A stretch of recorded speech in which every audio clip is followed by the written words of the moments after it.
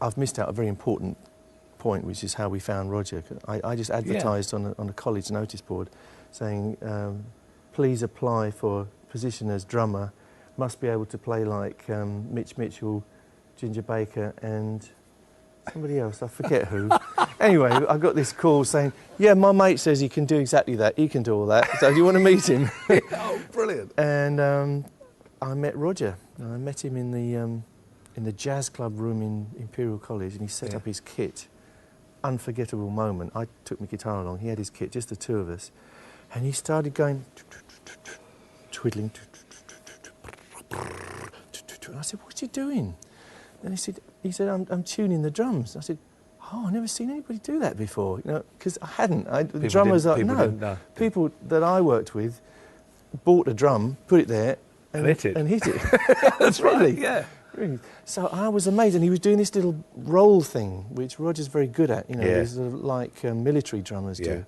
And it was part of his style. So instead of going buff, he would go and it was a very sort of unique. I hadn't heard anything like it ever in my life. I was quite amazed. And he had this way of making his hi-hat talk in a way. Yeah. Where, again, it's very unique. You know, when he hits the snare drum, normally he'll do something with the hi-hat to go with it. So it makes, again, this very unique kind of sound. And when he hit, he really hit. I'd never seen anybody hit things so hard. And he explained it to me afterwards. He said, it's technique, Brian, you know, and said, well, what you do is you don't just hit cymbals when you feel like it. Whenever you hit a cymbal, you hit something else as well to give it the percussion. But it was really, to me, it was a marvel. It was something quite magical.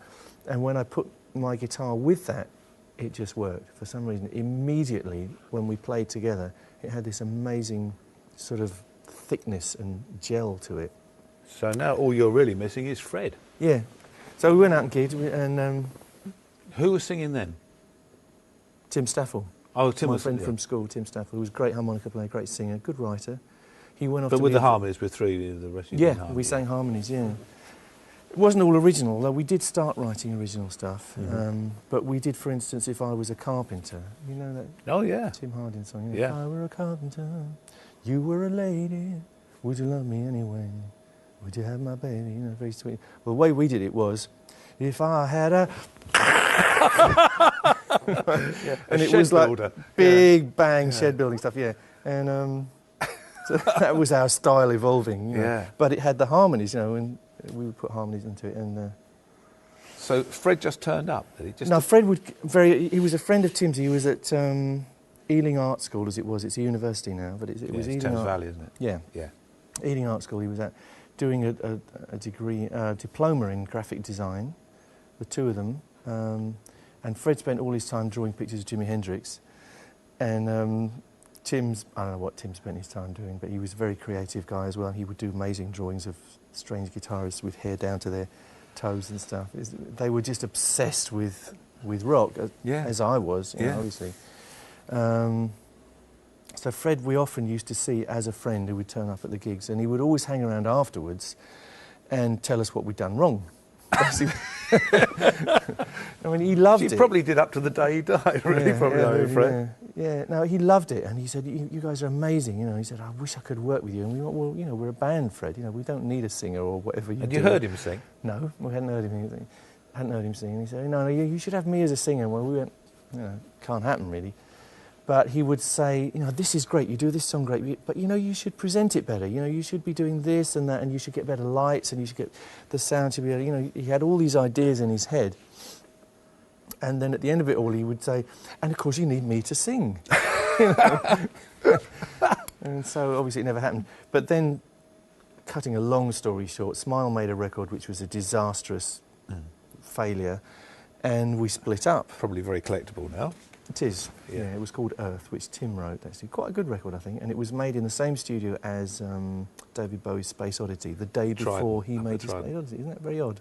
Strange coincidence. That was the day before? We were in the studio the day before he did Space Oddity, or the day after, I can't remember. Yeah, well, I was in there the day after then, because I did Space Odyssey with David. Bloody hell. I didn't know that. So literally, as you were walking out, I must have been walking in. Yeah, how amazing. Well, I'm blowed. Wow. Well, yours was a success, and ours was like, forget it.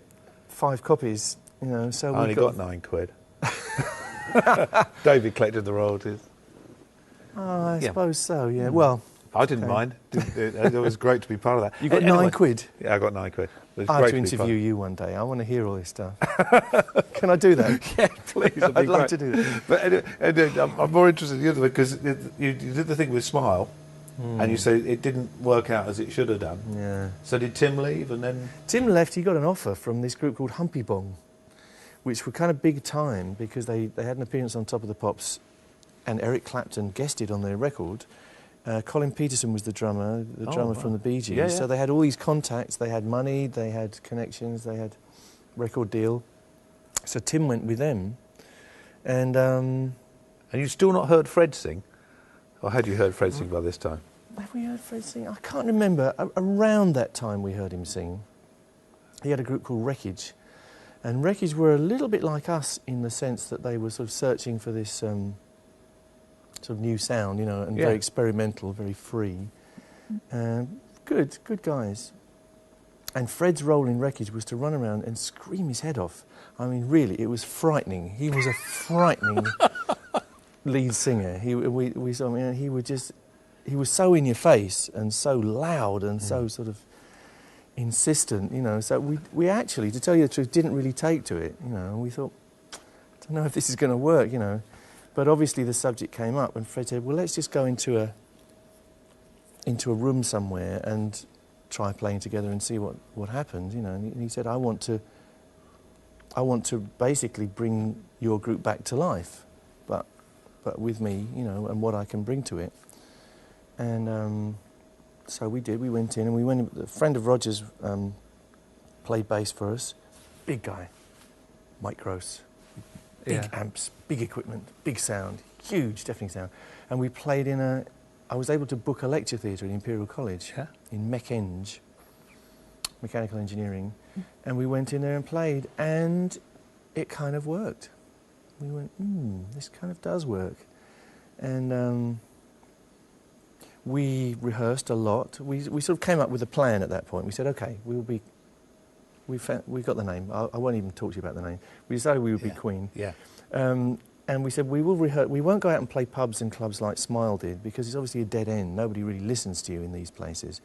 What we want to do is we want to play decent places where people listen to us. So we will rehearse, write, routine, try and get some gear together, and when we are ready, we will play for people. Right. It was a real sort of campaign. Let's try and do this properly this time. And funny thing was, we didn't have any connections, as I said, you know, until we found this guy, Terry Yeadon. So in the meantime, what we did was rehearse for a few months and then play a gig. And the gig would be in a lecture theatre, and we'd invite, say, 100 people, some of our friends, some people from record companies who we hoped would come along and discover us, and they never came, basically.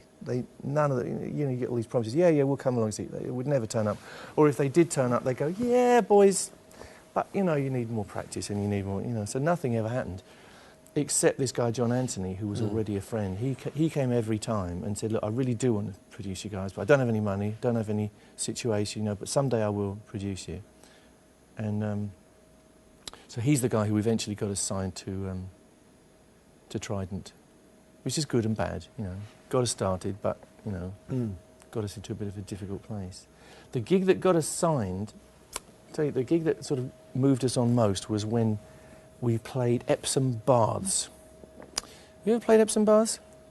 I've played Scunthorpe Baths, but I've never done Epsom Baths. I don't know if it could be as good as Epsom Baths. Well, you can imagine what the sound's like in there. Right? You play a swimming bath. Yeah.